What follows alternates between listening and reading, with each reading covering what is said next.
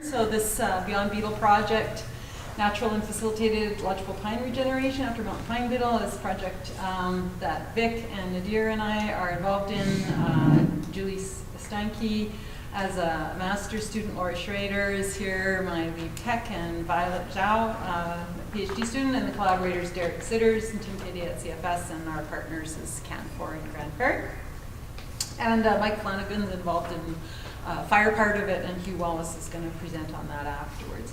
So the part of the project that I'll talk about is these two objectives out of our 4 objectives we had in the whole project, and this is really to understand what's going to happen to these stands after mountain pine beetle if we don't rehabilitate them. So first of all, to look and see what the possibilities are for regeneration of pine and other conifers on these sites, and secondly to look at the fate of the residual live trees in the partially killed stands, and that's what Nadir will talk about. Okay, and then secondly to look at silvicultural options for rehabilitating the stands post mountain pine beetle, and I won't talk about that today. We can talk about that on the field trip tomorrow. We do have I think we have a little field stop where Julie's going to talk about some experiments that she's doing there. Okay, so the question really that I'll talk about here is under what conditions will lodgepole pine or other conifers regenerate in stands post mountain pine beetle? There's several limiting steps to regeneration. First of all, is there going to be a seed source? So are the cones going to open in these stands after mountain pine beetle and provide a seed source? Secondly, will there be regeneration microsites, sites where these seeds can germinate and seedlings begin to grow and survive? And thirdly, what will be the impact of competing vegetation, and will that hamper the survival of regenerating seedlings? And then there's the mycorrhizal part, which would also be relevant here in terms of the possibilities for these seedlings to survive once they've established. Okay, so we wanted to look at the possibilities for regeneration on these sites across a range of ecosite types in stands that had been heavily impacted by mountain pine beetle. And we were doing surveys widely through Alberta, West Central Alberta in summer 2014 and 2015. Searched for sites. Our criteria are here, so we wanted the stands to be greater than 70% pine, greater than 50% gray attack. We started out thinking that we were going to have 70% gray attack, and then we discovered that a lot of stands weren't that dead, so we changed that.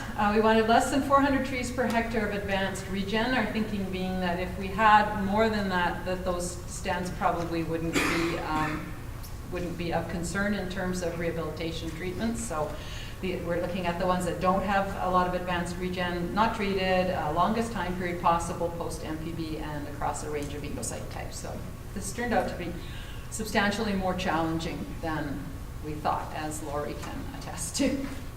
So this is our Beyond Beetle sites. The full protocol sites are shown with red dots here, and the search effort is in the yellow. 124 sites in total visited. 93 of these we got to and determined that they didn't meet our criteria for some reason. And you can see where they're distributed quite widely through the area that's been affected by the beetle in West Central Alberta here. Okay, so why were all these sites not appropriate? This is a map that shows the reasons why they weren't appropriate. The main reason was that gray attack was less than 50%. So even though we started at 70 and then we dropped it to 50, and even still then a lot of stands were not that dead. We had a lot of leading green with some gray and red, or leading gray with some green and red. So we have this phenomenon that we weren't expecting when we went out there, where stands were partially killed. And then we had a lot of stands that were supposedly pine that didn't turn out to be as much pine as we thought, and then there were stands that had too much advanced regeneration. It was very difficult to get information ahead of time on how much advanced regen there'd be in the understory on our sites. So that's why they weren't inappropriate. Here's just photos of some of the advanced regen, often spruce, black spruce, or white spruce on these sites, and these are useful sites. Phil Como has a student that's working on release growth of these understory spruce, so it wasn't completely lost effort. Other people were using these sites that we found. And then just, these are some pictures of different examples of the level of mountain pine beetle attack we saw. Some, you know, 90% green and 10% gray. Very, you know, some trees that were killed, but a really small percentage. Here's with 45% red, 45% green, and 10% gray. And here's the kind we were really looking for, 89% gray, and then a small amount of green and red in the stands. Okay, so the full protocol sites that actually met our criteria are shown here. A range of ecosites, boreal mixedwood, lower boreal highlands, lower foothills, different types of ecosites throughout the entire range of the area that we searched. We looked at cone serotiny in here. I'm not going to talk about this a lot. Julie's going to follow this up a bit more, but I just wanted to point out that there is a lot of variation in whether the cones were opening on these sites or not. There's this little patch in here where there was a very small percentage of the cones opening, and somewhat ironically, that's where the areas where it was the heaviest mortality by mountain pine beetle. So where the mountain pine beetles killed the most was the places where the cones weren't opening, and then there's a lot of variation, and we're going to try and follow up that and get a little bit better idea if there's some other than a random pattern to that. But there's a lot of variation in whether or not the cones are opening on these sites or not. In terms of pine seedlings, in our 30 sites in Alberta, only 12 of them had any pine seedlings at all. So the poor Lori and the poor summer students spent a lot of time looking for things that they didn't find. The sites that did have it, it was pretty much all lodgepole pine, although 5 sites had jack pine or hybrids. The sites also had spruce, aspen, birch seedlings, and suckers, and I'll talk about that a little bit more. Excuse me, how do you define a seedling in terms of height? Could you tell me? Well, something that we assessed had regenerated post-mountain pine beetle attack. So we looked at, we had size criteria, and then also tried to look at the growth of them, the annual growth increments to see that they had established on the site after mountain pine beetle. Yes. So that's what we call the seedling. So here's just a quick table just to give you an idea. We're kind of going through different ecosite types here, the number of sites, the number with seedlings, and some idea of what they had here. There's more information on this in the poster that Julie has out here, but you can see that some site types like this boreal mixedwood B here, out of 11 sites, 8 had seedlings, and then we have some other kind, the lower foothills E and F here. None of those sites had any seedlings. So to do an analysis of this, we divided them up into sort of the richer and the poorer sites, and did just a simple chi-square analysis here, and it showed that the poor sites that were the A, B, and C ecosite types had seedlings more often than expected, whereas the rich sites had seedlings less often than expected. So there's a difference between the site types here in terms of whether they're going to have regeneration. And if we look at some pictures of this, it doesn't take a brain surgeon to figure out what's happening. Here's some sites where seedlings were regularly found. So these drier and poorer nutrient kind of sites with a lot less understory vegetation. So when the canopy opens up, there's opportunities for seedlings to establish, and we get this, this kind of site here. And in some cases, there was some semi-nice abundances of seedlings. I can't remember what the highest number was of pine seedlings. 100 per hectare, maybe. Yeah, I think it was in the table before. Yeah, it was in the table before. They were low, nowhere near full stock. And here's the sites where pine seedlings were rarely found, the lower foothills F, and here's the lower foothills D, kind of ecosite type. This is in the Saddle Hills. Really heavy understory vegetation. We had originally had plans to do some sowing experiments to see what microsites would be suitable, but we just really couldn't get our enthusiasm up for establishing sowing experiments in this kind of sites. It seemed like anybody would know that the probability of establishment in that kind of understory vegetation would be incredibly low. So what we learned from this so far, very little natural regeneration of pine, most post-mountain pine beetle in these sites. Although the poor and dry sites were a little more likely to have pine regeneration, none of the sites had anywhere near what would be called full stocking. Spruce was actually the most common species regenerating on these sites, so we had white spruce and black spruce. 26 out of 30 sites had some spruce regen on them, and up to 200 to 300 trees per hectare. So still not really great abundances or densities in terms of seedlings, but certainly substantially more than was found for pine.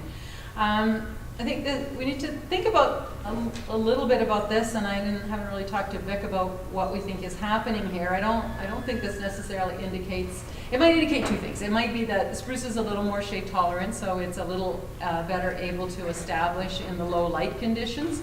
But I think probably seed source is an important factor. So there's more likely to be a seed source, perhaps, of spruce from the adjacent stands, whereas seed source, if cones on the pine don't open, then seed source is probably really, really limiting in terms of the pine regeneration on these sites.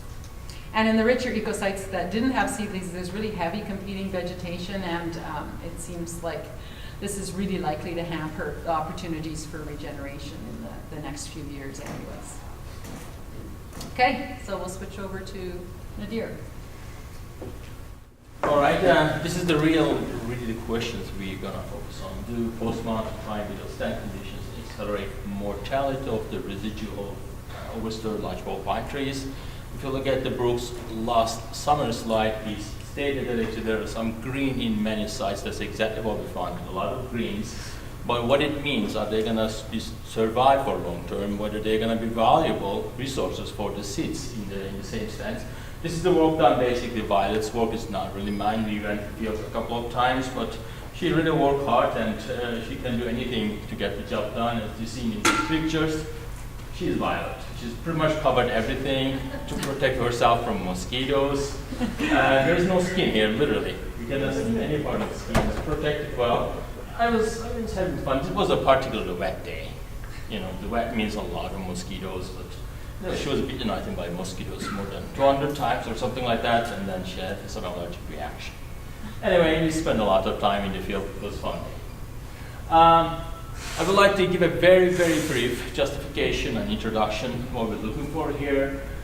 We know that mountain pine beetle outbreak really has a cascading effect on the landscape.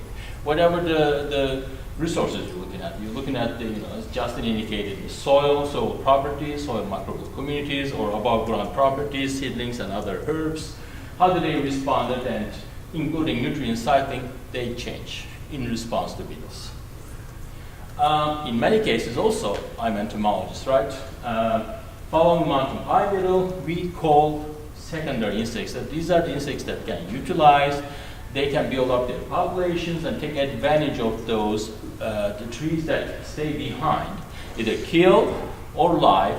They can take advantage of these susceptible residual over pine trees. This is not hypothetical, this is a real thing. It does happen. I'm going to show you evidence for that. The third thing is, in addition to insects, also diseases are a really important component of this system. These are native diseases that they can pop up, take advantage of the stand conditions, western bow rust, for example, mistletoe, Commandra blistera, Tropalis canker, Armillera root rots. They are common diseases in mountain pine beetle stands. Problem. This is the problem. We've seen, these are, come back to the Allen Stoke, these are really novel habitats, some level. What to expect, we don't know. It's still a lot of uncertainty here. Related to our project that, because the mortality gradient of pine trees in Alberta is really quite different than other places. What's going to happen? The residual pine trees after these sudden changes in the stand conditions. That is the core of our product. Why is it important? They're important. Residual pine trees, literally, they can be the only source for seeds, for example, and they can be sustaining the pine populations in Alberta affected by mountain pine. We are presenting two likely scenarios that might affect the future of residual pine trees in these post-mountain pine beetle stands. Really, this is the worst case scenario. What we call source hypotheses. Basically, these residual trees are targeted by these secondary insects and diseases originating from the mountain pine beetle hill trees, leading to sudden changes in their abundance. In this case, residual pine trees really become a source for the spread of these insects that attack other healthy trees that in different stand conditions, in better stand conditions. For example, in this work in BC and Yukon in 1987, roughly 30% of the residual pine, lodgepole pine located adjacent to beetle-killed stands were killed by Ips bark beetle species. Ips bark beetle species are really, really common throughout the whole transcontinental US and Canada. The best case scenario, I put it a SIM hypothesis. Really, we don't need to worry about it. Even though we have evidence that beetle kill trees, if they get attacked by these opportunistic insects and diseases, what happens, pests cannot make the switch from dead trees to the residual pine trees. So in this case, we don't need to worry about anything. That is the best case scenario. Before going forward, this is the sort of real brief definition of what the residual trees are. These are surviving or restoring lodgepole pine trees, healthy or declining. In post-mountain pine beetle stands, want to make sure that you have clear understand declining trees. These are have signs and symptoms of attacks by insects and diseases. They are dying branches, sparse crowns, yellowish needles. They are not attacked by mountain pine beetle. These are all insects and diseases other than mountain pine beetle that attacking and causing decline, serious decline of these trees. For research questions, we have two types of research questions to really look at explain this phenomenon. What's happening in the fields? Based on this, our source SIM hypothesis, we try to identify what function these residual pine trees are going to play on the landscape. And then we have two variables that I think tends to be really, really important: rate of tree mortality and time since beetle colonization. Those are the two things that can affect the future of or the function of these residual pine trees. The second set of questions really focus on this, identifying the possible mechanisms. Yes, they can be sourced, they can be seen, these residual pine trees, so how do they occur? And we have come up with these two possible questions. We're looking at these aspects, growth and defense interactions. Growth and defense, those are the two common forces in the trees that really react together based on the environmental conditions. If the trees are happy, they tend to grow more. If the trees are stressed, they tend to put more on the defenses. But there are a lot of variations between these two, and how the changes in stand structure affect those two forces can alter this growth-defense relationship. Well, I do a lot of chemistry in my life, but for a change, we're going to look at anatomical defenses. I think that they tend to be more important than the actual chemical defenses, but they are also correlated. So we're going to look at anatomical defenses here, and then overall, at the end, Violet is going to put everything together, just looking at insect abundance and disease incidence, as well as this growth-defense relationship and characteristics of the trees to explain the function of residual pine trees as a source or sink in mountain pine beetle stands. Hopefully down the road, 3-4 years later, we will give a good results. We selected about 64 plots in 33 stands. You can see the sites, all these points actually. We have mainly concentrated southern part of Alberta. In each plot, all the trees, we have, the plots is usually 20 by 20 meter, it's a 0.04 hectares, and in stand are usually 0.1 hectare. Just remember.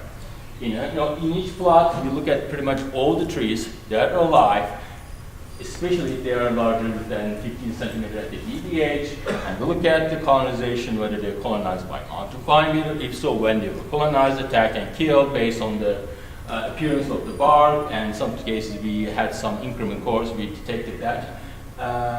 And we assigned those one of the 6 time since beetle categories. I'm going to explain more on that. We also assess the presence of an absence of other insects and diseases. We end up looking at 1,266 lodgepole pine trees that fits in this category in 2005. This is the time since beetle infestation categories. We have TSB1 to TSB6. This is really, everybody knows this category, from healthy to the gray attack trees. We have 3 gray attack stages because based on the foliage as well as the bark content, whether they're peeled off or not, we can categorize them based on the year of mountain pine attack, and healthy is basically no attack. The green attack usually around 1 year, and the red attack takes 2 to 3 years. These are the categories that we have based on other published records. Classification of pine trees into different DBH classes. This is really, really important. From some of the Rob's questions today, he indicated this research. These are the 1,266 trees, what happened after beetle attacks. It's very, very interesting.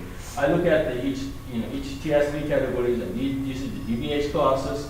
What we see, we have a lot of young forests right now, ranging, in this case, 15 to 19 centimeter diameter. As they get larger and larger, the percentages, this is really important column that you should pay attention. The larger trees, we have very few large trees in the sense. Most of them are relatively, it's 15 to 24, 25 diameter. After 25 to 45, we have a very few percentages, especially in this case, 35 to 39, we have about 14% of the trees in this category. Suggesting that outbreaks really heavily depleted the large diameter pine components of stands. And this is the same thing, residual trees that are, we categorize them, again, healthy, declining, and dead. Again, these are the trees that killed agents other than mountain pine. What factors kill them? We try to investigate those aspects. That the results are really interesting, but we have some healthy and a lot of trees that I would like to point. This one, about 240 trees that are declining in this test right now. What are the primary results? Somehow surprising, somehow not. For some of you, Western bull rust tend to be the most frequent pine disease that's happening in these lodgepole pine forests that may or may not be linked to the mountain pine beetle. And this disease that's been around in this test for a long time.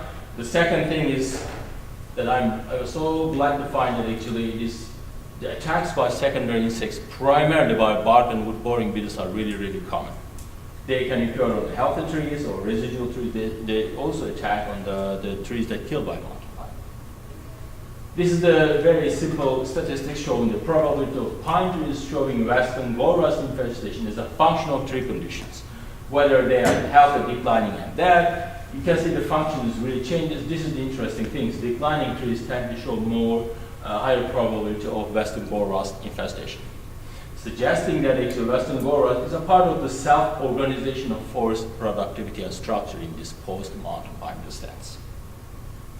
We done the similar experiments with all infestation categories, from non-attack to gray attack. We don't have the gray attack 4, unfortunately, we couldn't find them. They are really rare to find. These are the categories. Based on this, what we found that mountain pine appears to colonize trees without western bull rust infestation at the epidemic level. This is not really a core question we are investigating. I just put a site information at the epidemic level. At these stages, they tend to colonize the trees that are free of the disease, take advantage of it. But as the stand condition changes, they might be colonizing the trees that attacked by western bull rust. This is showing the very brief association between amounts of residual trees infected by western bull rust and amounts of mountain pine killed trees. As you see here, there's no relationship. There is no relationship between amounts of tree mortality and western bull rust infection. The second, now I'm changing the gears to the insects. What did they find? Well, we found that actually the probability of secondary insect attacks on beetle-killed trees, mountain pine beetle-killed trees, and residual pine trees. Again, the same diagram, we have mountain pine infested trees and residual trees. We found that secondary insects actually is about 78.44% of the time. Those trees that we investigated, probably is very high that these insects can colonize trees that are killed by mountain pine beetle. And we also look at the spectrum of those residual trees, healthy, declining, and dead. Again, dead and declining trees tend to have more probability being infested, attacked by the secondary insects compared to healthy trees, but nevertheless, some probability is less than 1%, roughly 0.5%, but nevertheless, they do also attack. Basically, what we have here, secondary insects are present at all trees, at all conditions, suggesting that these insects, again, part of the self-organization of forest productivity and structure. There's not much association. No, this is, I think, very interesting things. These are the red pine trees, red attack trees that, usually 2-3 years later, after the first initial attack on the trees. And these trees are really the potential, the most important things. These are the ones that can produce a lot of live beetles, because these beetles don't necessarily attack the trees for 5 or 6 years after mountain pine beetle. They try to utilize those trees as early as possible. Well, we found that in our and this is statistically significant if you're interested in, secondary insect attacks on residual pines are correlated amounts of the red attack trees showing secondary insect attacks. Basically, this is suggesting that the insects that are emerging from these red attacks might colonize a healthy residual pine trees. That is not the case. First of all, this is really the primary preliminary concluding sentence that I would like to have. Our study actually has provided evidence of multiple factors. Okay, these are only the biotic factors I'm talking about. That could be the abiotic factors that we have, Justin and I investigating on that. They could be involved in self-organization or recovery of this forest productivity and structure that can be used to broaden management options for our pine forest currently impacted by the mountain pine epidemic. Hopefully these conclusions, we will have a better, strong feeling as we collected more data. This is just initiated this study. Last year, we have a lot of work to do, especially when I say we, Violet is going to do a lot of work on this work, but I will be assisting her. We do a lot of field and lab work. The question is really, again, here, have the residual pine trees become source or sink for the secondary insects and diseases? What we're going to do, we're going to monitor the disease activities. These are the diseases we have. We also monitor bark and wood boring beetles using various traps. We have a flood intercept traps, landing rate traps, and emergency traps. These traps is going to give us what's coming through, what's passing through the stands, as well as what's coming out from those the trees that are attacked by these insects. Continue while we have this question again, does the function of these trees depending on the rate of tree mortality? What we're going to do, we're literally going to determine the number of residual trees that containing signs and symptoms of secondary insects and disease attack from 2015 to 2017. We already have the 2015 data. We're just going to build 2 more years. And we also quantify these insects and disease activity from 16 to 17 because we already identified some trees that we're going to monitor them, basically those 1,200 plus trees. This is one of the last questions. Can potential changes in the stand structure affect growth and defenses of anatomical defenses of residual pine trees? What we're going to do, we're going to look at how they grow. The trees grow in those beetle-affected stands, and we're going to get some increment cores in the small increment core, 5.2 millimeter versus 12 millimeter increment cores. Based on the size, we look at their growth, and we look at the anatomical defense characteristics, particularly looking at the resin. Resin duct density, really, really important. Very few studies looked at that aspect of the trees, especially on the residual pine trees. What happens after beetle come and kill a large number of trees? Those data can be highly useful. Again, I do suspect or expect that there's going to be some relationship between the growth and defense characteristics of the trees. This is the sort of final slide. We're going to put everything together, changes in insect abundance, changes in disease abundance, and changes in growth defense relationship. And we're going to put these things at the different spatial scales, at the plot level, stand level, at the landscape level, with respect to the rate of tree mortality times since beetle attacks over in the different ecosite conditions, try to get some better feeling about that. What would happen these residual pine trees in beetle stands? I'd like to acknowledge again, as I indicated, so yes, I think I'm going to finish it here.